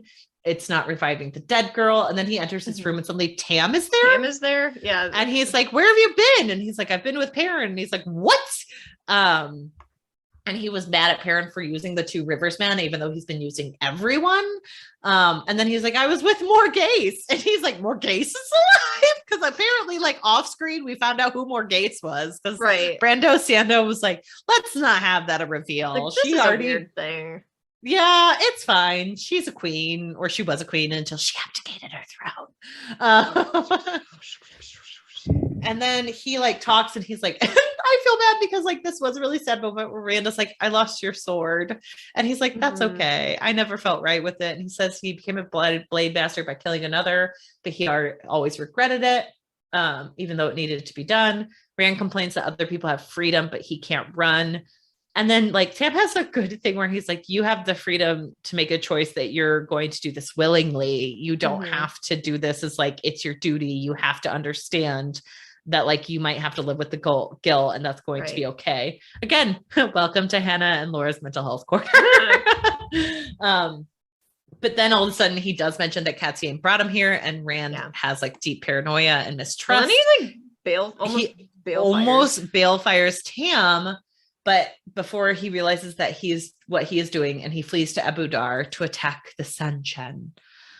Min and Castiane discuss the prophecies of the Dragon Reborn and the place of Collindor in them. And she notes that he shall hold the blade of light in his hand, and the three shall be one. And they, like people always think that it's interpreted to mean the three like major cities. Also, one of them is like, oh God, why is the secretary here? And Cassiane is like, what did you mean? And she's like, it's not important. And Min's like, Cassiane's like, tell me anyways. And she's like, okay, but like, does it actually mean that like Calendor can be wielded by multiple people and they'll all become one? And Cassiane is like, yes, you are right. 2 women and 1 man are needed to wield Kalendor, and he must trust people to do it. I wonder who they would be. I know. And Min and Katsuyane agree that there's more to the prophecy, but neither of them knows it. The door comes in and Tam is like, I hate Aes Sedai. I hate you all. You're all stupid. What have you done to my kid? You ruined my son. And Katsuyane wraps him in the power and reminds him about her requirement for civility. She's like, but this I do not accept that. I fucking love Tam in this moment because people are like, are you not going to like fight or yell at her? And he's like, I recognize a bully, even if they're not using their fists. And it's like, damn, he's so awesome. Like, I want Tam's backstory. Why don't we have more of Tam? Brando Sando, I know you're writing all these trilogies, but could you write Tam's story? Because I like him more than most of these characters. Yeah. Just this little taste was like, And then Katsuyane is like, he makes a good point. And she's like, Katsuyane puts him down. He tells them he thought Rand might kill him, but he got distracted and then opened a gateway to the west. Min realizes he went to Abu Dar to destroy the Ascension. He goes and he's about to kill everyone in the Terrasin Palace. And he's thinking about how they're all like willing to put anyone who can channel in danger.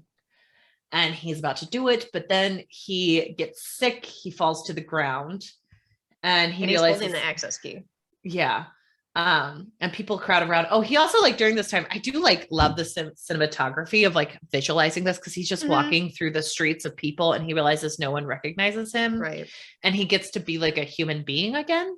Yeah. And that kind of like stops him and people crowd around him. Also when he like gets sick, he falls down and people crowd around like, oh, hey, you okay, man? You all right? And he's like, oh my God, these are humans. I was about to kill everyone. And he weaves a gateway and he skims to Dragon Mount. And Rand is sitting on Dragon Mount. This is kind of like the huge, this is where Lews Therin died. Yeah, right? This is where Lews Therin died. This is where we kind of see how like much of a human like Rand hasn't been for so long. Right. Again, talking about me and being like, oh, I didn't realize how depressed I was until like this moment. It's very much like he didn't realize how far he'd gone until this very moment. He thinks on Tam's question about why he's bothering to fight, letting anger fuel him. He wonders what the point of all this is and if he can even like win. He remembers the days he died as Lews Therin and he decides to die again. Lew's voice asks, why are people born again? Answering that perhaps it is so they can have a second chance and love again and do it right this time. Rand realizes that it is worthwhile to fight the Dark One and channels, crushing the Choden Call and causing it to explode. So the access key he was, right? That's what believing that Lews Therin was never a separate entity and that he will not hear the voice ever again because he has accepted it as the person he was before. And then he laughs. And then we go to the... right? And then Egwene tries to find out who Masana is because she's like narrowed it down. They've gotten rid of all the people. There are 60 Black Aja who escaped the tower and about 20 from the Saladar camp. Right. And 3 were not on Varen's list that they found through the re-swearing. And then there's still people who need to be taken. And then there are like 24 Aes Sedai who were captured by the Sunshine raid. She looks through all the Aes Sedai that were identified and thinks only 3 can be Masana, but all are too weak in the power. And so she's like, she must probably have found a way like to avoid or something. Yeah. It's like, yeah, no duh. She's probably too powerful for that. Sylviana takes her to the hall. She's having a window fitted where the sunshine broke through. She is shown a break in the clouds among Dragon Mount and sunlight is streaming from the top there onto Rand, though she does not see him.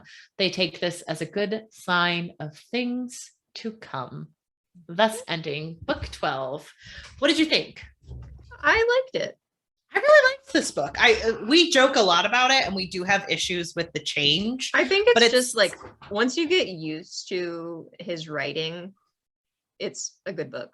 Yes. And I really think Brandon Sanderson is an amazing writer. I was impressed by him.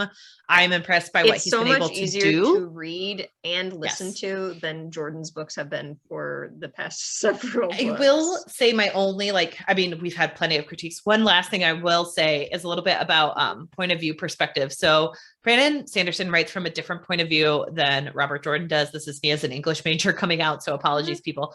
Robert Jordan often writes from the person's perspective where we only have the knowledge through them of things they care about and things they understand and know. So a lot of times he won't explain things in their head.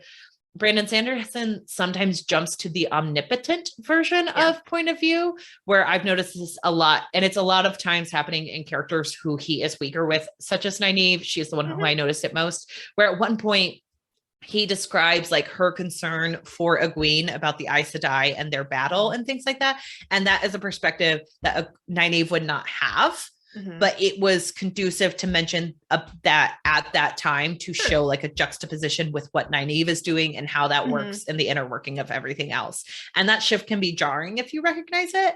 And I think that that's a lot of times where I'm like, whoa, what just happened there? You know, and a lot of times when we're like jumping from like Avienda explaining Giotto, I was like, this feels weird because it is a different way of taking the perspective.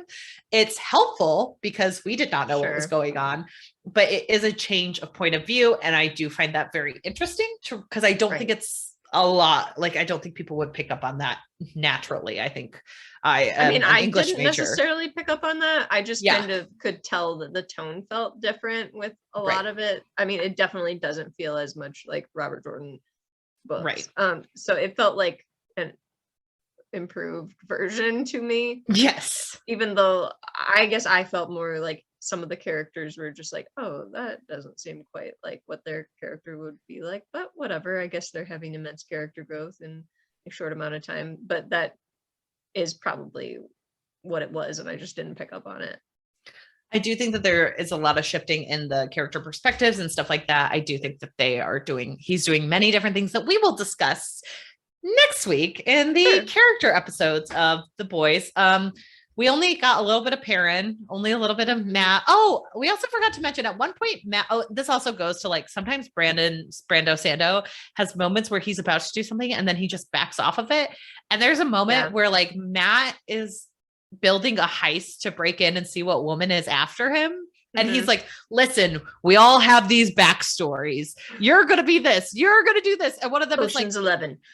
Why did I leave my dead aunt? And he's like, you had to. And he's like, okay, but like, I feel like I'm more honorable than that. And he's like, not this character. And then he's like, and then all of a sudden Varen comes in and they're like, shoot, we can't do this heist. Oh, and I'm like, come on. why did we have pages and pages? I know there are a few things like that where it's just like built up and built up and built up. And I felt like Avienda's punishment was kind of like that too, where it was like, let's build this up and build this up and build this up. And it's like, there's no reason we had to listen to this for hours of like her complaining about this. Like, I'm not exaggerating if you're listening to the audiobook, it's literally hours of hearing about Avienda's punishment. All this stuff. Yeah. And then of course, like at the last, and then it is because like, I do think Brando Sando is a little bit funnier than Robert Jordan. So like at the end of it, like it climaxes with like, oh, we didn't need this at all. And one of them is like, can I return to my aunt now? And he's like, there was never an aunt. Like, it's just like he does much better about dealing with like the tinier people around all these people, where Robert Jordan was always like, these are the main characters. We're only talking about them and everyone else is just like, doesn't matter. And I think you can tell that right away though, from the beginning of the book, that Sanderson cares more about like all of the people affected by the things going on by the perspective that he gives and how people are noticing things happening in the world. And I think that gives better stakes to the world too, because like it's noticing that like Rand comes to because people care and people matter. And like the novices matter a whole lot more in this book, where like Egwene is thankful to them rather than them just being her little lemmings and developing who follow. Like how they're going to be trained and treated and everything. Yeah, definitely. I think he has a little bit more care for the side characters and understanding that they're part of the world too. So we do, and just like the world in general, it seems like. So it's important to say what Laura and I always say, which is we make fun of these books, but this book we enjoyed a lot more than the other ones. I mean, Brandon Sanderson is far superior to Robert Jordan. Yeah, as a writer, definitely.